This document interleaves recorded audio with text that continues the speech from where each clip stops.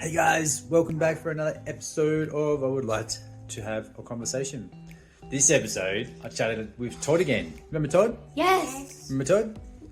Yeah, and we talked about pretty much about going on dates with your partner. So like me going on dates with mum. That's pretty cool, isn't it? You're like, what? What do you think? Pretty cool? I think it's wonderful. It's a wonderful idea. You sold that really well. Keep saying that in episode 1. All right, we're going to say goodbye, everyone. I hope you enjoy the episode. Bye. Bye. Yay. It's a big reveal. Skeleton will kill you. Hey everyone, welcome back. This is like round 4 with Todd, and it's episode 6. Episode 6, which is cool. And today we're kind of going into sort of like what we were just talking about before, off the call. And we wanted to sort of dive into what challenges dads kind of have when they become a dad. And we're going to sort of jump off where all of a sudden you've gone from like you have this identity in all this space and capacity to do all the things you want to do to an awesome little baby coming into the world, but all of a sudden your time is gone and you go to like almost this 110-120% capacity. And I know it was for me and a few of the friends that I talked to. The hardest thing was to let go of what they used to do before becoming a dad.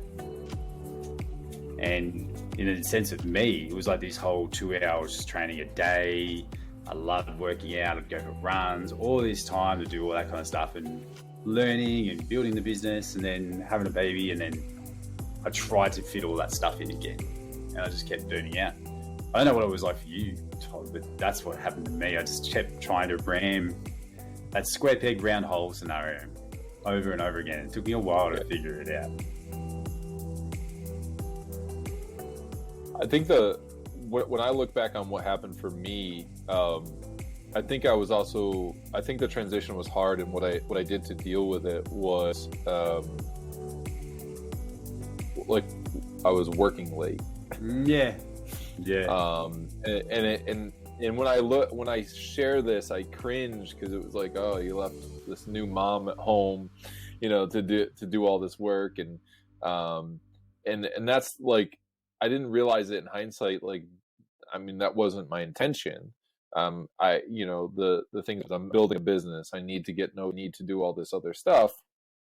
And whether it was getting that work out and trying to, continue to feed the things that, like you had said, that I was doing before. But I found myself kind of not checking out, avoiding certain duties, and calling it work. And so that, I remember it being a really tough transition, whether it's, your late nights, your mornings, like all your routine is completely,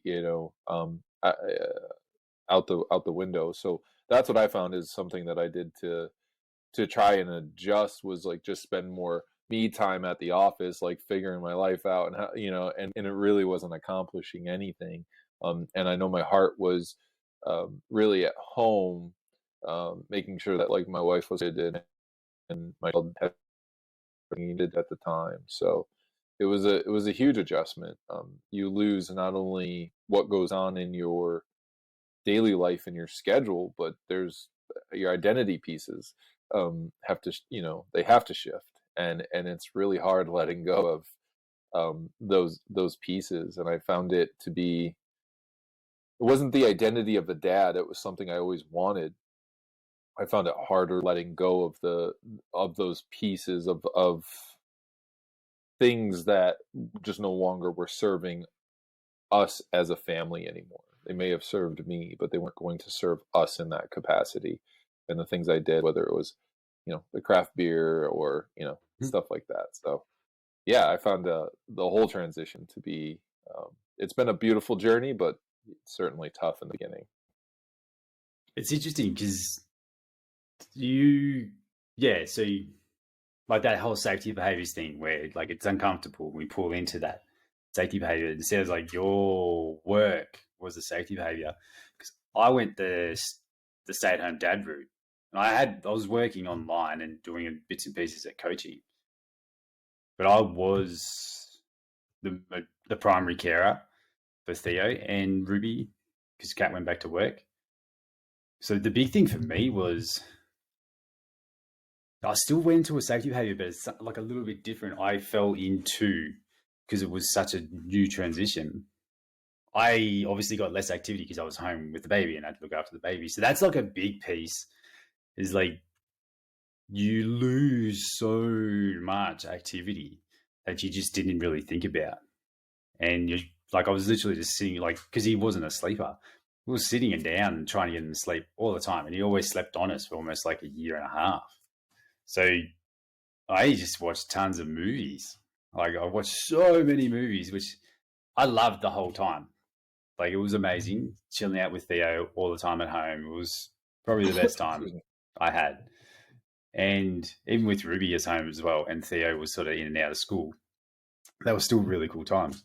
Yeah, that inactivity piece, which is sort of started spiraling up for me, where the depression stuff started kicking in, like postnatal depression on a male side. Totally, like, it's a different scenario, but it's kind of like, I saw it as like, it took me a while to sort of figure it out, but it was kind of, I used the analogy eventually, was that it was like a major surgery. And this is what I say to the mums, like, once you become a mum, it's pretty much, well, it is a major surgery realistically, and we've got to rebuild and rehab and come back from that. But for the dads, I do the same thing now, where I'm like, everything that was pre-kid is gone. Like what you would do if you had a massive injury in sporting sense. Everything pre-injury is gone, and we've got to rebuild all new PRs and everything coming back. So I use that analogy for myself. Everything pre-dad is gone. We start from zero. And this reduced that feeling of like I have to be what I was before. And I was like, it's zero, let's start again, which made it kind of exciting. And I had this kind of idea, where I would go like build it up. This is where the 5-minute rule come from. I started with 5 minutes. It was that PLP. It was like push up, lunge, pull up. That was the strength work. And I would do 5 minutes on social media to build my online coaching thing. It was all these things, like, it was all this 5-minute rule. And then I would add another 5 minutes and do that for a little bit. And then add another. And you keep going until I hit a friction point, or I get sick, or I copped an injury, which would be me forcing. So it'll get to a point where it gets like that. And then I would reset and go back to the 5-minute rule. So I get at 5 and build it back up. And over a little period, I started like the rebound effect. Like I would get back to baseline, to where I was, faster and faster and faster. But it took, and I think it does take a little bit to sort of figure out your friction points, because it's kind of different for everyone. So in the sense of work, in the sense of health and fitness, but we'll touch it on just before the call, like in the sense of relationships. Like, I think Kat and I were talking about it recently, where even just now, the kids are way older and we're not really dating each other. So we've got, like, everyone's got their thing. And right now we've got like the work week, and then Saturday is soccer with the kids, and then Sunday is soccer with me, and then we're back on Monday. So it feels like we're just literally like just smashing through everything. Not smashed, like it's enjoyable, we're chilling out, but yeah, we're not really finding that time for the relationship piece, which is another big piece that tends to drop off when kids come along. And yeah, that intimacy, for lack of a better word, sex with your partner, can drop away massively. And I know lots of guys that I talk to that's happened to, and they don't know what to do with that. And it's probably something that needs to be discussed. But because we're so, like, men are very caveman driven, we see women, we have sex. Like, it's sort of like the dating thing is probably the most important piece to sort of creep into it, like building back those connections and relationships. Now we've got a kid because we're the same people, but we're different. Does that make sense? I don't know where I'm going with that, but yeah. No, you're. You like yes and no about being the same person. Like I do think having a child, whether you're the woman having the child or even the father, is a massively profound experience. And like maybe I would like to think that I'm a drastically different person after doing some different ceremonies and doing a lot of self-healing. I think for me, and it took me, I mean, we've been married since, I think 15, 16 years or something. No, excuse me, 10 years, but we've been together for that long, is just being able to communicate like what it is that's actually on our mind. Just being forward about it. But also like spending some time sitting with what's going on and being able to process it, because I know that for a long time, and hopefully with what you were sharing, this makes sense and where I'm trying to go. Yes, the intimacy may drop, doesn't necessarily mean that it has to, but there are changes that need to be or get to be communicated, and a lot of that can come from the women. Obviously there's a physical change of they shouldn't be intimate for a certain period of time, but when I think it's just important to be able to openly talk about and communicate that from the women's side and from the man's side, and just have an open conversation like you were saying, and be able to just freely communicate that and not feel like you're harboring any kind of like resentment or feelings, because I think the more that you can talk about it and communicate it, hey, and just in short, like the conversations are going to be deeper than this, but hey, I'm not ready yet. Hey, I'm ready. But let those feelings come up. Let us talk through and work through whatever it is that we're both experiencing, so we can continue to be on the same page. I think that's what's important, and not that it's all about just being physical. I think there's a lot that plays into it. But just even fast forwarding till now, like you had said, it's like dating. Like there was something I've been going through the past like 6 months with her and I, and I was like getting frustrated because she's not a communicator. Sorry. I'm starting to realize even now, like even up to this week, she's a nonverbal communicator, and I'm not picking up those signals because I want to be spoken to. It, like you had said, it just makes sense. Just talk to me. And just being able to observe those nonverbal signals has been so massive. And what I've found too, though, is I've been doing a better job of communicating what I'm seeing, so that way she feels seen and heard in her own way of communication.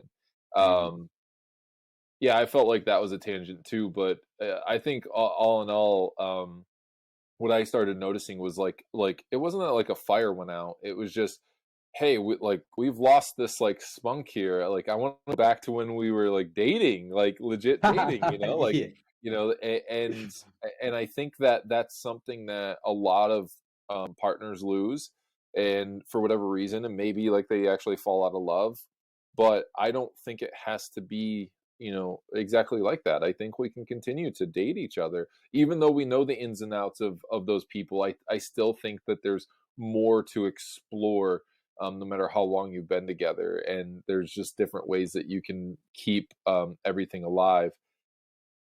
I felt like that was all over the place, but I guess I was just trying to cover my own experience from start to finish, from like after Chase was born, even all the way up till now. It's been an interesting road to navigate that, because from my perception, I do feel like I have taken a back seat, and I love that she loves and cares for her children the way that she does, and I wouldn't want that to change. I just there are some, and maybe there are some wounds and traumas that I still need to work through, but there are that I want to go back to still being, whether it's once a week or once a month, like I want to feel like a priority. And that's important even for me as the guy in this relationship. So It's super interesting because I was like, as you were talking, something popped up, and I went through with a dad yesterday, this thing I do where it's like deconstructing the shadow, figuring out the subconscious parts that are anchoring him down, holding him back. And I was talking about what we're going to do to build the new version. And he had a big block. This will make sense to me. He had a big block. I was like, I just don't see myself getting there. I was like, yeah, you just don't have proof yet. And like, what do you need to get the proof? What do you got to do? And show up every day, doing the thing that's going to lead to the thing.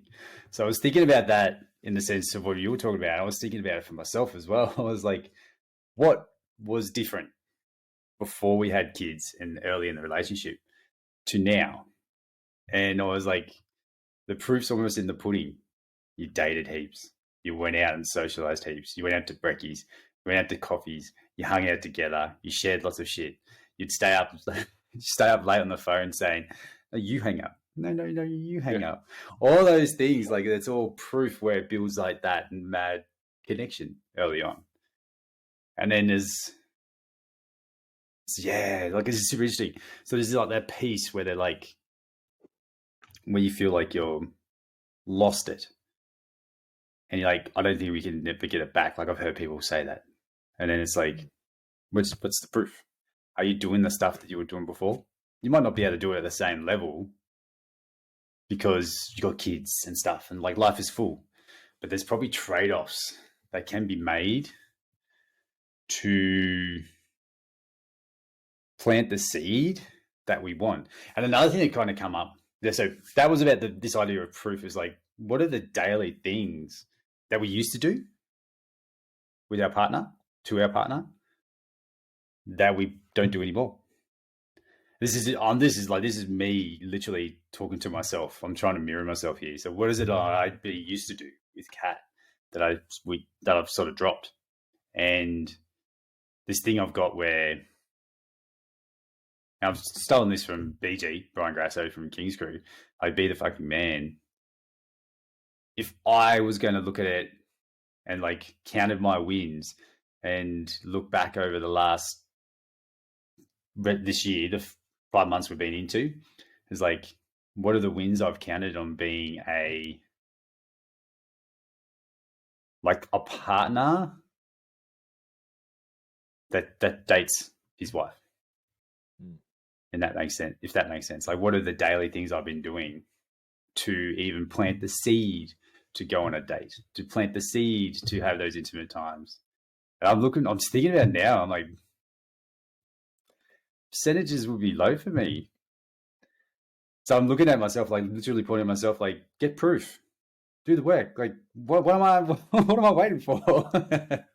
Yeah, that's so there's little things that I started to do. I think, in the beginning when you're dating, like you hold the door open, at the car for the car. Yeah. Maybe because you're really trying to go that extra step to make sure. But one of the things that was like bugging me is it's exactly what you were talking about, Chris, was what proof do I have? And I realized that like I wasn't leaving myself these breadcrumbs. I wasn't leaving myself that proof. And the question I had to ask myself is like, well, what kind of partner? Like, I need to look at myself. I need to look at me from her perspective.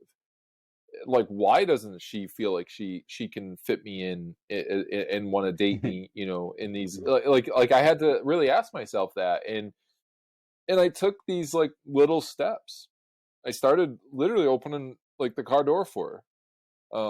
I was like, man, like, because like, what is the cutest thing in the world is to see this old school couple, I think. And you see the guy just still go over and open up that woman's car door. And Yeah, I will 100%. tell you, it like makes me emotional every time I see it. I had to ask myself, like, why in the hell aren't you doing that? Oh, Like, what kind of person do you want to be? What kind of, like, don't have to be like the man, like, but like, what kind of man do you want to be? What kind of partner do you want to be? And yes, it's less about opening the car door than it just is about being that person that you want to be. And if that's the step that I want to take to be the partner, then that's what I'm going to do. And I really love what you had shared with that dad, because yeah, right now he's not leaving himself, like success leaves clues. He's not even giving mm, himself some breadcrumbs, so he can't see how that's going to work. Um, and that was something that I had the aha moment with. I was on that side where that dad was like, oh, this is like, and then all of a sudden, like, I didn't, I guess I didn't have to leave myself clues, in the sense of like, I just had to ask myself, like, I had to take full responsibility for it, in a sense. Like, if this isn't happening the way that like I want it to happen, I'm not going to force it. So flow versus force, but how can I make this flow better? And I started, and it just think, even things around the house. I started like, I felt like she was leaving these nonverbal clues, like, doing certain laundry and leaving like a stack here. So I started putting it away. I'm like, yeah. okay, she left it. Just little things like that. And then, she went out with her girlfriends Friday night. I did all the laundry while she left, and the first thing she did when we woke up was, "Thank you for taking care of that." It had started piling up on one of the chairs, and that, it wasn't looking for brownie points or anything, but it was like, I'm like, this is my house too. She does a lot. We both do a lot, but she was leaving me clues, and that night I was able to figure that out. And it was a beautiful transition, for me to see, and put a mirror in front of the things that I wasn't doing, or the things in my mind that I wanted to do but had a lot of resistance to. And I think this is another thing that I'll share, and then I had a conversation with one of my clients, is we sometimes can build up resentment. Mm, When things aren't going the way that we want them to go, or that we think that they should go, we don't feel like we're being dated back, or for whatever reason, like we build resentment. We can build a massive deep story in our head, and it can really make a relationship go in the opposite direction if we let that story get away from us.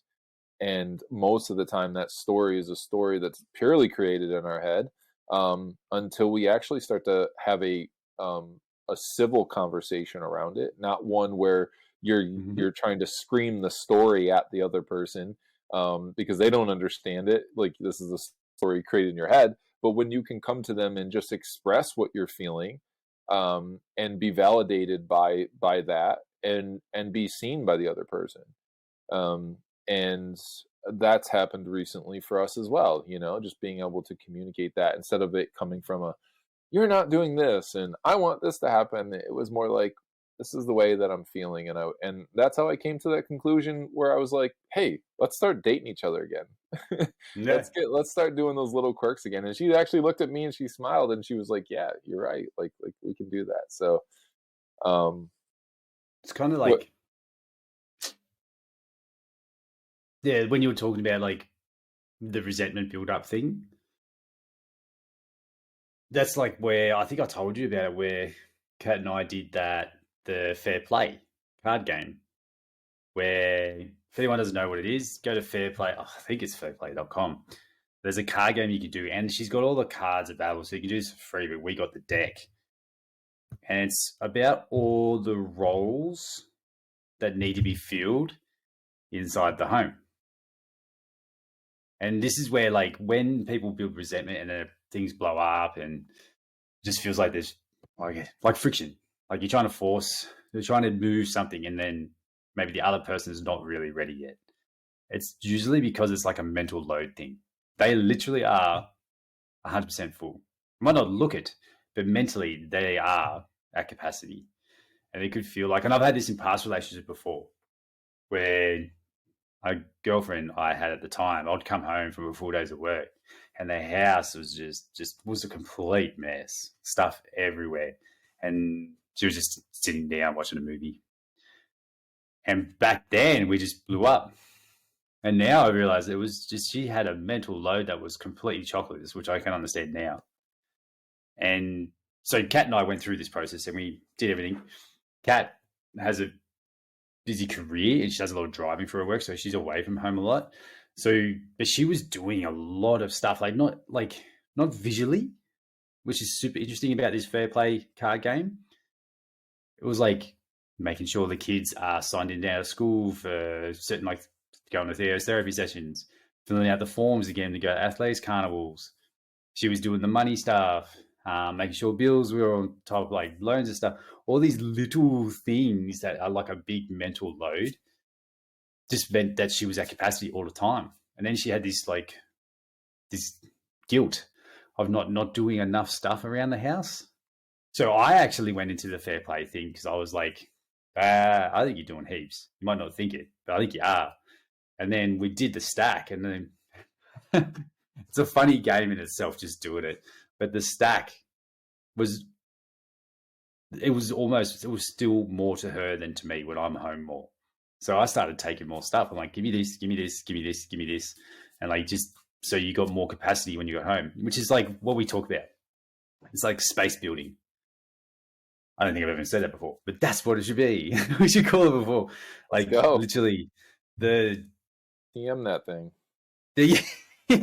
The idea of like, if you're full, we talk about this when we talk to parents or dads when we want to coach them.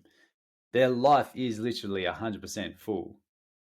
So there's going to be trade-offs, and there has to be a trade-off. You can't fit something into an already full cup. There's a spillover. That's when people lose their shit. Stress, depression, anxiety, all those things. The spillover is that. That's like a metaphor of how I use it. Like you got your stress cup. All stress goes in there. Once it's full, it's full. You keep trying to add more, it's just going to spill over. And I use the analogy of like your health and fitness allows for a bigger cup. So you can allow more shit into it before it spill over. But it's still, when you're full, you're full. So the fair play game was our idea of creating trade-offs to release the mental load and creating space. And then having the discussions around the standards of completion of the task. So there was something, the funny story is that in there, Kat does the garden and the plants and the veggies. So like, I have no interest in doing plants and veg, like watering plants and stuff is like the most least interesting thing in my life. Like she goes like, I went and bought a plant. I'm like, that's fantastic. Does it have leaves? And then, so she's like, she loves that. But I love mowing because it's the job completion thing. Mowing, whip snippering, getting the leaves up. I love that kind of stuff. In the fair play card game, they are on the same card. The gardening and the mowing is the same. And because we both love it so much, we had to negotiate who was going to trade off what to free up space for something else. Like you obviously don't need to do that. Someone can do gardening, someone can do mowing. But it was super interesting in the sense that I'm making the trade-off and I'm going to start doing the gardening.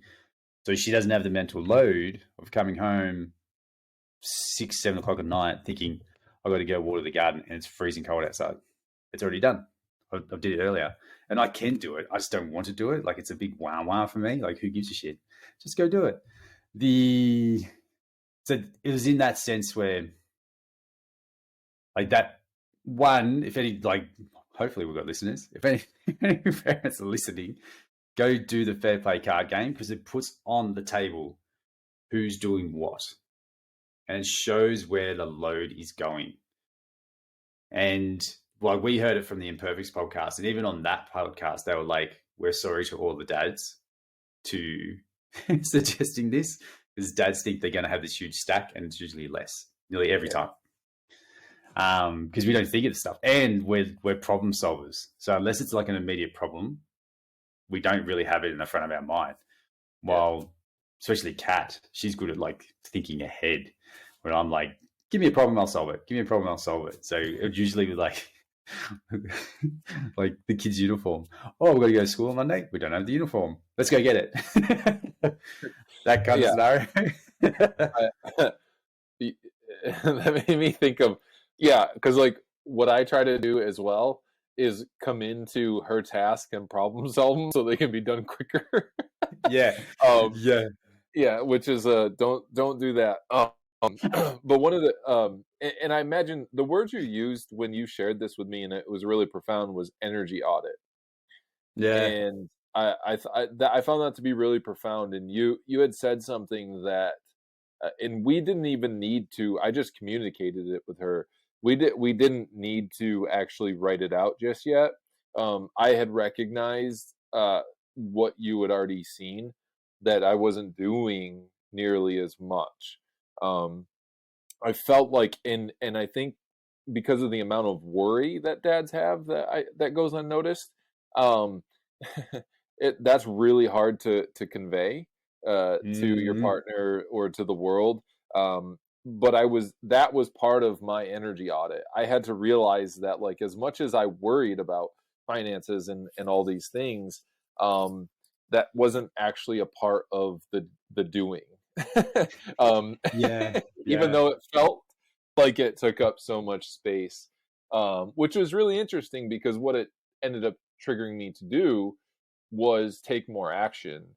And so as in a flow versus flow way, not forceful way. So I Yeah. just want to be mindful. So, all right.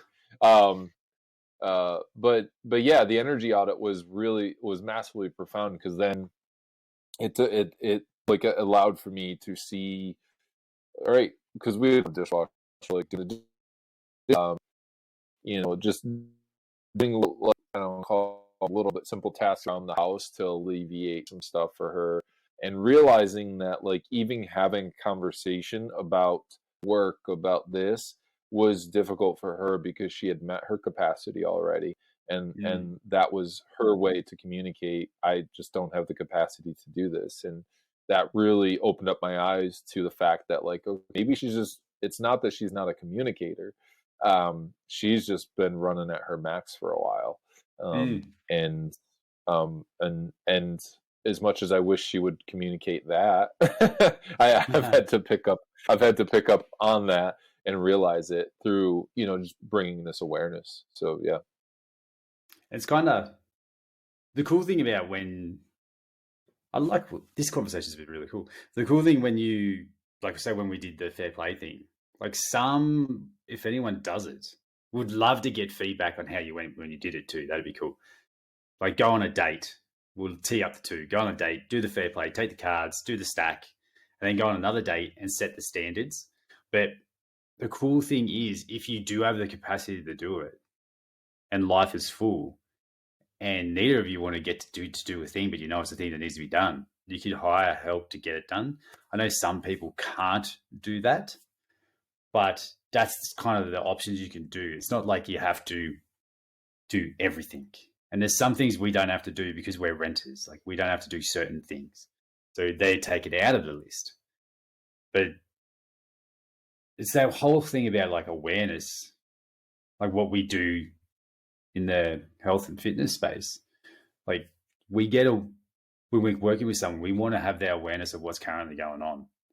Like, what are you currently doing? What's all the good stuff? Let's keep doing that. And then let's plug the gaps. That's what good coaching is. If you go to someone and they're like, throw everything out that you're already doing and start this new awesome thing over here, it's not really ideal, especially as a parent. So it's kind of it's cool. This chat we're having is literally around like literally getting that awareness.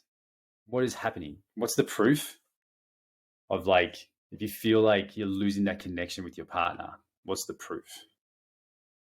And then, like, so you get the proof, you show it. Like, if someone actually said, is like, where is it? Show up, do the things that lead to those intimacy and those connections. And then you're like, oh, we just don't have time for it. And it's like, cool. Get awareness around what the roles are. Who's doing what? When is it happening? And is there space? Can we find space? Is there stuff? There's always going to be trade-offs. I mean, that's a big conversation to have. It's like, something has to die for something else to grow. So being okay with making the trade-offs, and you look at like what you do in your day. It's like that whole James Clear thing. You look at your day. Are my habits going to lead to the outcome I want eventually? Like whenever the finish line is going to be, but are they going to get there eventually? So if it's like better relationship with your partner, it's like our daily habits. Like it's something so simple, and this is just like a realization for me. Are my current daily habits going to lead from more intimacy, or even just more closeness with my partner, more connection? And it's something so simple but so powerful. Yeah.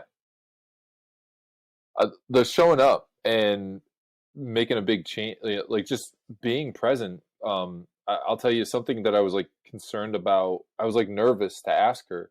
So a friend of ours like took both kids for like a few hours. So she has a son, and they have fun, and so they took the kids for a few hours, sometime on the weekend, and we sat down, and our normal default was to just throw on whatever show we were in the middle of, right? And we started it, and I stopped it. I paused it for a second, and I looked over, and I said, "Hey, like," I said, I'm right now. I'm taking the time to be aware that I want more like intimacy. I want to be able to have deeper conversations with you. I want to talk about different things about life and what you're going through, what I'm going through, what the world's going through.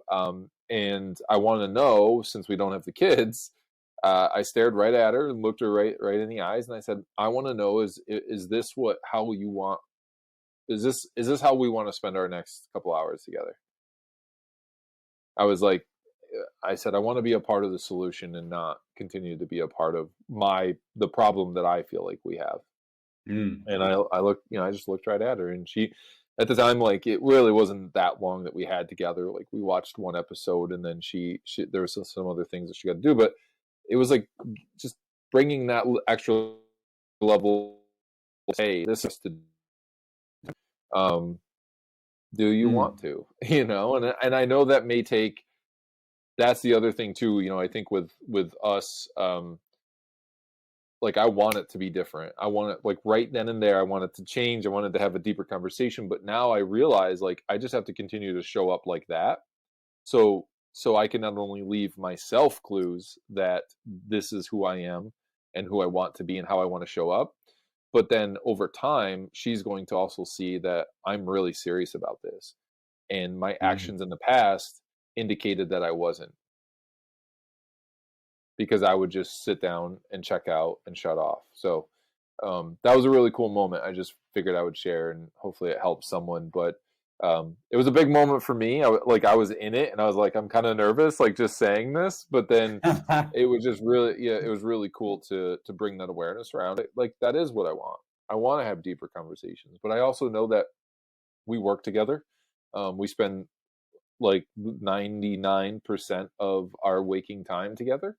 And so if there is going to be some time that we are together, but we can kind of shut down and not have to communicate, then I'm going to allow for that too. Yeah, allow for it. Yeah,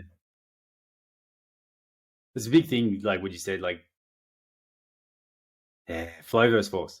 So yeah, like awareness, putting that gap between like subconscious actions. Like, I'm been on the fence for a while just to get rid of the TV altogether, just so it gets us reading books, drawing, talking, all that kind of stuff. But it's one of those things, like, it's more to help Theo and Ruby, but mainly Theo because it's such a big addiction for him, like it is for all kids. But we're also like, if we take it away, it's in school, so we've got to teach him how to juggle it anyway. So it's one of those things I'm playing around with. I'm definitely on the, like, literally, I'm subscribed to all the subscriptions, all like Disney, everything. And I'll be lucky if I watch them that much anymore. And I'm sort of at that time where I had that battle for a while where it was FOMO. I'm missing out on the great shows everyone talks about. And Kat and I both had it. Like, we got this really good show we've got to watch. Got this really good show we've got to watch. And we'll be watching it on our phones, like outside, and just weird stuff like that. And it's one of those things where I'm like, I just want to get rid of them. And if it's a really good show there's a friction where we've got to pay for it off Apple TV or something like that, where it builds that thing. Because I totally relate to the idea of, and I do this myself. Admittedly, I go to bed very early, so it's a little bit different. The end of the day, wishing hour's over, which is like the most stressful hour or 2 or 3 or 4 for any parent, just getting kids ready for bed. You get into bed and you're absolutely zonked, like you're completely cooked. And I can totally relate to like just going and sitting and recharging, watching TV. But if we sort of thought about it in the sense of our kids, looking through the lens of kids, what does it do? It looks like they're recharging if they're tired and you put them in front of the TV. But it feels like the battery just charges up. Like it's not a recharge in the sense of like good things are going to happen. It just sort of blunts it. And then you take it away and then it's just like kaboom. It just huge things up. They just didn't release whatever that tension was. So I fell in that trap too. I don't know if you have as well. That the late, like the end of the day TV watch, like Bosch was our thing for ages. Like we'd go to bed and watch Bosch on our iPad. And we did it for zonkies ages. And I would wake up tired, I would get cranky, Kat would get cranky, we had shitty sleep, and we did it for like nearly a year. And it took us a long time to get to like we know these things. We're coaches. Like I know, like watching screens in the bed is the worst idea ever. But we did it anyway. And it was just to block What's things Bosch? out. Bosch, yeah, it's a great show. You should start watching it. It's on Prime. It's a detective show. I think Michael Connolly is the author of the books. It's a quality show, but it's like 7 seasons, and then Bosch Legacy is another 3 seasons. So we just finished the 7.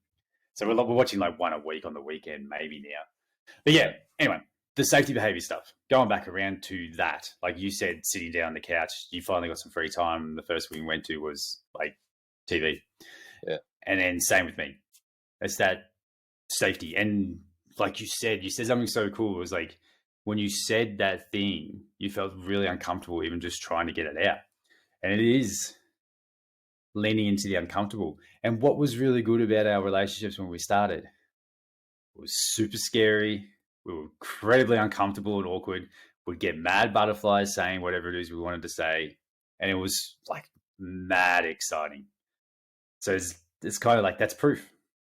That's what we're like leading back into it. It's the proof that we need of like, if it feels a little bit weird when you want to say something or set up a day or a plan or whatever it is, like trying to create those deep connections again, and you want to say something to your partner and you're like, oh this feels a little bit weird. That's good.